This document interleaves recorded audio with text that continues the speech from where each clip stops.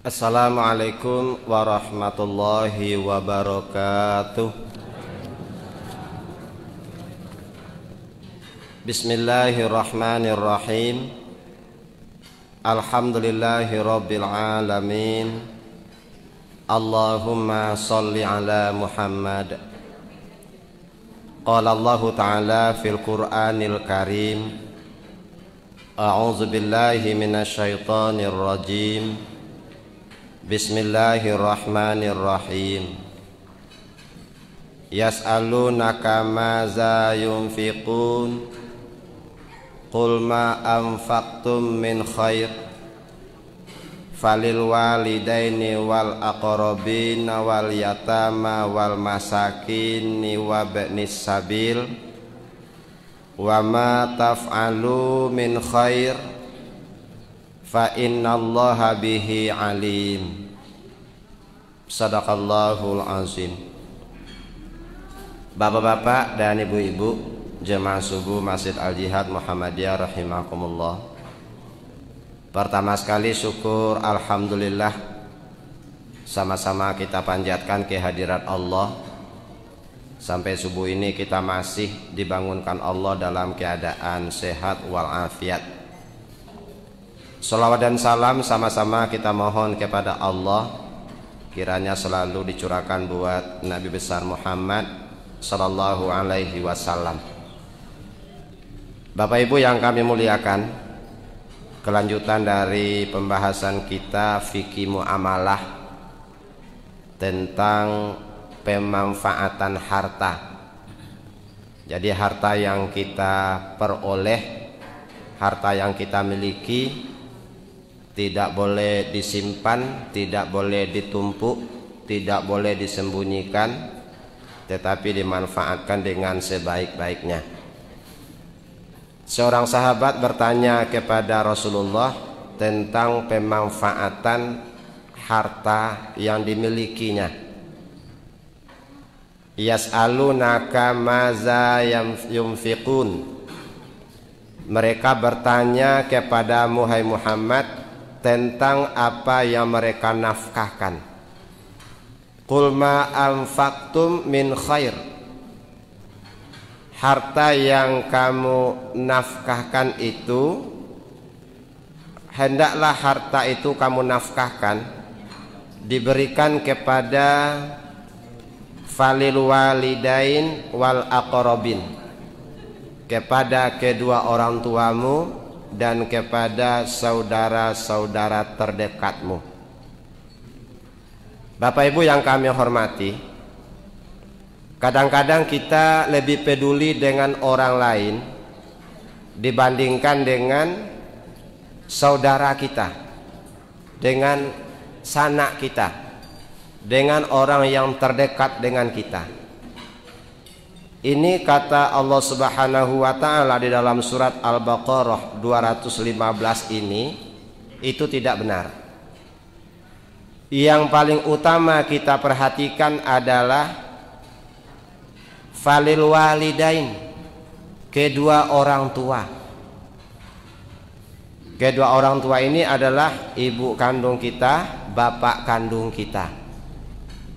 Kemudian wal aqrabin, saudara yang paling dekat. Siapa saudara yang paling dekat? Adalah saudara kandung yang sebapak dan seibu. Orang ini yang perlu mendapat perhatian utama dari kita. Bapak Ibu yang kami hormati, bukanlah sebuah kebetulan ketika kita memiliki saudara kandung, apakah itu kakak atau adik atau saudara kembar. Kehadiran mereka sebetulnya sangat memberikan warna dalam hidup kita. Tergantung kita mau warna seperti apa. Kalau Habil dan Kabil sampai mati, itu ada dendam dalam hati mereka.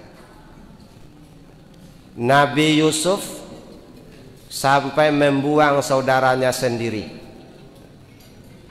Dan ada beberapa kisah dalam Al-Quran bagaimana Allah Subhanahu wa taala memberikan gambaran kepada kita tentang dekatnya seseorang dengan saudaranya. Nah, jadi Bapak Ibu berbahagia, pelajaran pertama yang kita ambil adalah permusuhan antara saudara kandung. Nah, jadi bapak-bapak, ibu-ibu, dengan saudara kandung kita punya potensi untuk berperang sampai mati. Tinggal kita lagi menyikapi diri kita bagaimana saudara itu bisa menjadi orang yang bisa kita lindungi dan bisa melindungi kita. Tidak seperti Habil dengan Qabil, tidak seperti Nabi Yusuf dengan saudara-saudaranya. Bu, sudah belum? Santai ya kita, santai ya. Yang pokoknya jalan kedua-duanya. Ya. Pengajian kita dengar, santapan jasmani tetap jalan. Tidak apa-apa, santai aja. Bapak Ibu yang berbahagia, mengapa hubungan yang sangat sehat dengan saudara kandung itu sangat penting? Karena yang pertama, sahabat mungkin ada yang datang dan ada yang pergi. Ketika kita akan jadi, mereka mendekat. Ketika kita sudah jadi, mereka lebih dari kita. Pas ketika kita mulai menurun, mereka menghilang. Berbeda dengan saudara kandung. Yang kedua, hubungan saudara tidak dibuat-buat dan apa adanya. Makanya Bapak Ibu berbahagia, kalau ada saudara kita yang sportif, yang spontan mengatakan kepada kita, itu adalah suatu yang benar. Nyebut sifat kita, nyebut tingkah kita, itu adalah perkataan yang benar yang harus kita pegang. Karena tidak ada secara psikologis saudara kita akan menjatuhkan kita. Yang ketiga, hubungan dengan saudara kandung sangat unik. Apalagi kecil bersama-sama, sekolah sama-sama, bahkan lebih unik lagi kalau tua sama-sama. Yang satu sudah tidak punya suami, yang satu lagi sudah menjadi janda. Oh, itu akrab tuh Bapak Ibu. Ya, akrab hubungan mereka itu. Lebih dekat, bahkan serumah. Sebab tidak ada lagi yang mengganggu kan. WA tidak diterima lagi, pesan tidak sampai lagi. Hidup bersama-sama itu akan lebih unik. Karena itu hubungan dengan saudara perlu dijaga dengan sebaik-baiknya. Karena itu jangan sampai kita biarkan pikiran negatif merusak hubungan kita dengan saudara kandung kita. Memang kadang-kadang Bapak Ibu berbahagia, kalau kita dekat itu ya sering tidak harmonis. Kalau kita berjauhan itu komunikasinya lancar. Jalin komunikasi yang intens dengan saudara-saudara kita. Kalau kini kan sudah ada ibu-ibu, bapak-bapak yuk pakai WA, pakai HP, bikin grup keluarga. Adik kita, kakak kita. Ibu-ibu punya grup keluarga enggak? Ya jangan dengan orang kantor aja, jangan dengan relasi aja. Entah siapa mereka itu kan. Ya. Coba dengan keluarga kita, dengan sanak kita. Pakai Zoom sesekali malam minggu itu kan. Tidak apa-apa itu. Dengan kakak kita, dengan adik kita. Kepada keluarga kandung harus terbuka dan selalu saling berbagi. Bapak-bapak, ibu-ibu berbahagia, ini adalah hubungan yang sangat unik. Ya. Di dalam Al-Quran, Bapak Ibu berbahagia, surat Qasas ayat 11, wa qalat li ukhtihi qussihi fabasurat bih an junubin wa hum la yash'urun. Ini kisah tentang Nabi Musa, Bapak Ibu ya.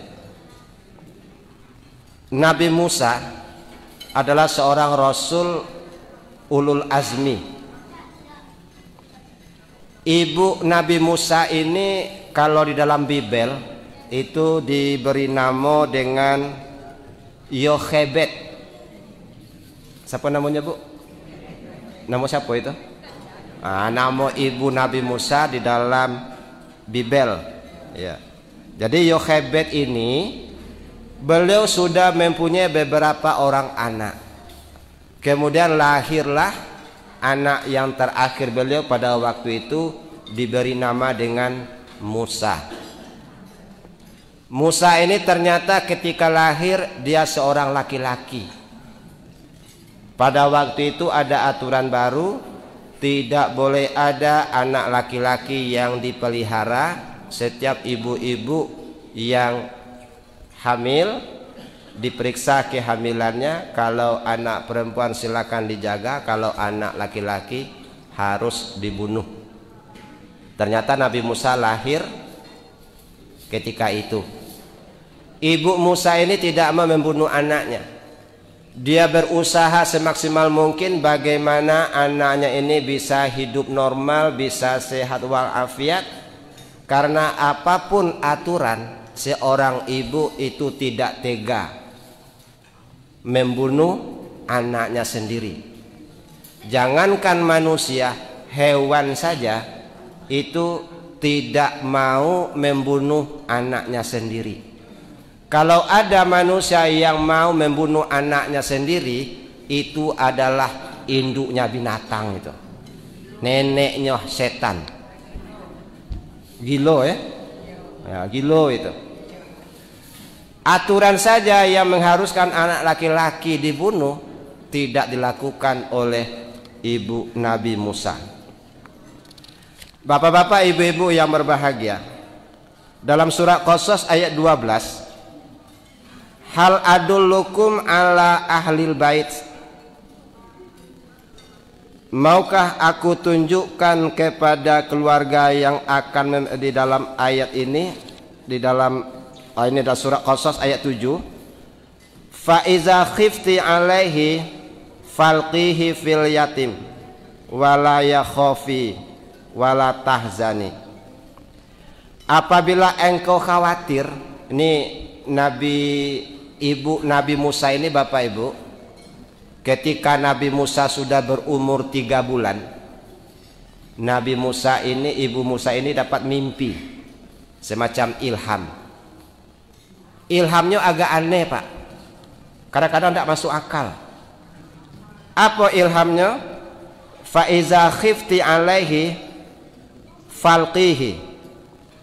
Apabila engkau khawatir dengan keselamatan anak engkau Musa, hanyutkan dia. Masuk akal tidak tuh, Bu? Kalau takut keselamatan anakmu ini, hanyutkannya. Itu kata Allah kepada ibu Nabi Musa dalam mimpi. Oleh ibu Nabi Musa dibikinlah peti, dihanyutkanlah peti ini. Ketika dihanyutkan peti ini yang di dalamnya ada Nabi Musa, disinilah ibu-ibu, bapak-bapak, peran seorang saudara kandung. Ya. Jadi berawal dari situ bagaimana peranan seorang saudara kandung. Apa kata ibu Musa ketika dia menghanyutkan anaknya? Waqalat, berkata ibu Musa, li ukhtihi, kepada kakak perempuannya Musa. Jadi kakak perempuan Musa ini di dalam Bible itu namanya Miriam. Miriam nama kakak Nabi Musa, kakak perempuannya. Wa qalat li ukhti qussihi, berkatalah ibu Musa kepada kakak perempuan Nabi Musa, ikutilah adikmu. Santai aja, Bu, ya. Santai aja, ya. Ikutilah adikmu. Apa maksudnya? Peti yang dihanyutkan tadi supaya kakak Nabi Musa mengikutinya. Maka diikutilah oleh kakak Nabi Musa, sedangkan mereka tidak mengetahui. Siapa yang tidak mengetahui? Yang mengikuti peti itu, ya misal seperti orang mancing, atau seperti orang sedang cari ikan lele, seperti orang sedang cari belut. Dia menyamar seperti orang biasa sambil mengikuti adiknya yang dihanyutkan tadi. Alhamdulillah peti tadi menepi di tempat tepian Fir'aun. Ketika itu Ibu Asiyah, istrinya Fir'aun, dengan beberapa orang pengawal sedang duduk-duduk di taman. Dilihat ada benda yang hanyut, didekatilah. Ketika didekati oleh Ibu Aisyah tadi, Asiyah tadi, istri Fir'aun, kakaknya Mirya tadi juga mendekat. Dibuka peti, ditengok. Mirya tadi melihat, alhamdulillah adik saya masih sehat. Lalu Ibu Asiyah tadi awalnya dia tidak peduli, tapi kata Mirya tadi, teh ambil anak tuh teh, katanya kan. Teh kada punya anak doh. Woi, ganteng anak iko, katanya kan, ambillah teh, rawatlah. Rugi katanya kan, nanti terjadi apa-apa. Ya. Kata orang-orang, Mirya ini adalah keluarganya Asiyah. Kata Asiyah, Mirya ini adalah salah seorang pengawalnya. Maka kehadiran dia itu, dia tidak diketahui oleh siapapun, padahal dia adalah kakak Musa. Masuk ke dalam, ya. Sampai di dalam istana, kakaknya ini terus mengikutinya, terus diikutinya anak ini sampai masuk ke istana. Tiba di istana, kata Mirya tadi ini, Bu, kasihan kita nengok anak ini, coba dikasih makanan minuman. Dikasihlah susu dengkol, tidak diminumnya Bapak Ibu. Dikasih apelnya tidak punya gigi. Dikasih ekrim, tidak ada ekrim waktu itu. Lalu apa kata Ibu Asiyah tadi? Tolong kalian kasih minuman anak ini, ya. Kasih makanan, kasih minuman. Tapi anak ini tidak mau makan minum apapun. Sementara kakaknya Mirya tadi terus mengikuti. Apa kata kakaknya Mirya ini, Bapak Ibu berbahagia, kepada Asiyah dan para pengawal tadi? Hal adullukum ala alil bait? Maukah kalian saya tunjukkan orang yang akan mau memberikan ASI kepada anak ini? Yakfulunahu lakum wa hum lahu nasihin. Saya yakin dia itu akan mau memelihara anak ini, dan dia pasti akan berbuat baik kepada anak ini. Kata Mirya tadi. Kata Asiyah, betul juga itu. Kau memang pengawal yang baik, katanya kan. Kata yang lain, bagus juga itu. Dia adalah keluarga Asiyah, jadinya menyamar di dalam itu. Padahal selama ini Bapak Ibu, Mirya ini jangankan masuk istana, melihat atap istana saja dia sudah mencret, takut.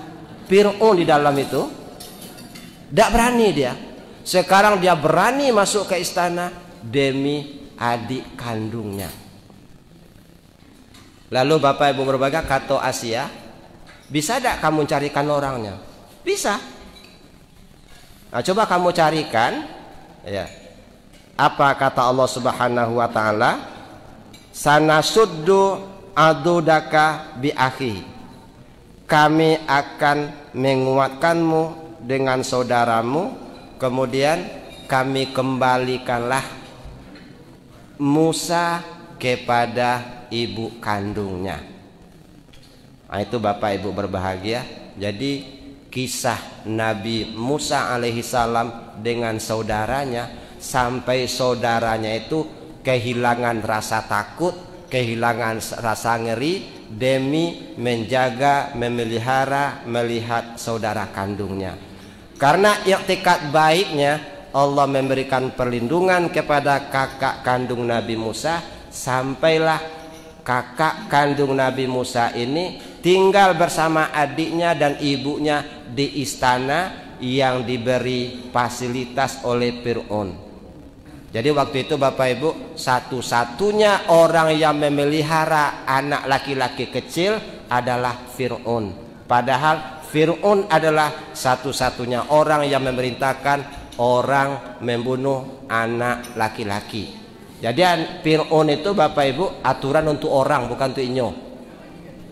Nah, jadi kalau ada yang aturan untuk orang untuk inyo tidak, nah itu Fir'aun itu. Ya. Bunuh anak laki-laki sementara dia memelihara anak laki-laki. Yang dipelihara bukan pula anaknya, anak orang. Yang dipelihara justru orang inilah yang ada di dalam mimpi Fir'aun yang akan menghancurkan kerajaannya. Habis Bu? Bapak-bapak sudah?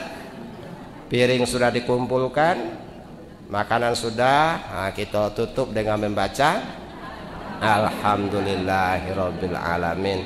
Nasrun minallah wa fathun qarib. Assalamualaikum warahmatullahi wabarakatuh.